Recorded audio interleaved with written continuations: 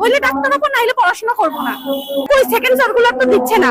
মে গেল, জুন গেল, এখন জুলাই মাসে এসে বলতেছে যে না আর সেকেন্ড সার্কুলার দিবে না। মন্ত্রণালয় থেকে বলতেছে আপনার বাচ্চাকে মরে যাইতে বলেন, ওকে সুসাইড করে ফেলতে বলেন। এখানে মেডিকেলের সেকেন্ড টাইমার সব স্টুডেন্টের পক্ষ থেকে আসছে, ইভেন আমার ছোট বোনও মেডিকেলের সেকেন্ড টাইমার।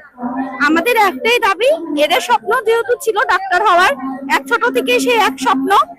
সরকারি মেডিকেল এক্সাম দিয়েছে, তারা যোগ্য, তারা পাশ করেছে, কেউ 67 কেউ 70 পেয়েছে, বাট তাদের যে কাট মার্ক 73 বা 74 ওইটা পাইনি, বা সেকেন্ড টাইমারের কারণে এদের কিছু মার্ক কাটা গিয়েছে। ওকে, এখন মেডিকেলের বেসরকারিতে ভর্তি প্রথম সার্কুলার দেয়, সেখানে সবাই অনেকে অ্যাপ্লাই করে, কেউ কোটা দিয়ে অ্যাপ্লাই করে, বা অনেকের অ্যাপ্লাইয়ের সময় সার্ভারের প্রবলেমের কারণে আপনার পে হয় না, পেটা মিসড হয়ে যায়।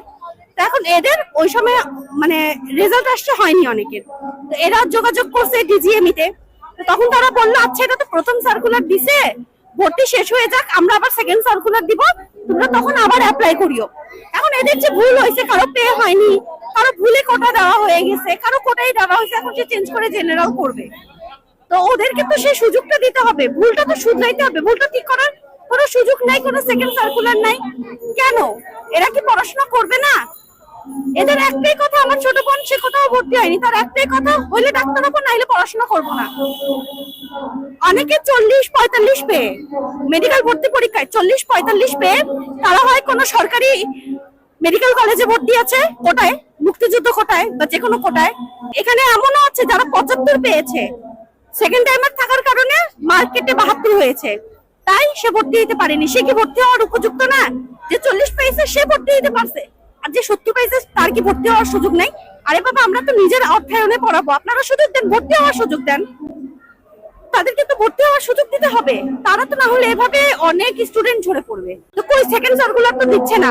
মে গেল, জুন গেল, এখন জুলাই মাসে এসে বলতেছে যে না আর সেকেন্ড সার্কুলার দিবে না।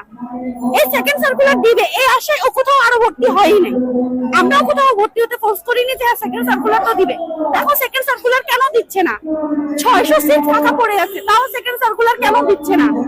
এদের কোনো জবাবদিহিতা করতেছে না। যদি কোনো গার্ডিয়ান বলতেছে যে আমার বাচ্চা 3 বার সুসাইড অ্যাটেম্প্ট করছে, এখানে অনেকে আছে যারা 2-3 বার অলরেডি সুসাইড অ্যাটেম্প্ট করে ফেলছে, মন্ত্রণালয় থেকে বলতেছে আপনার বাচ্চাকে মরে যাইতে বলেন, ওকে সুসাইড করে ফেলতে বলেন।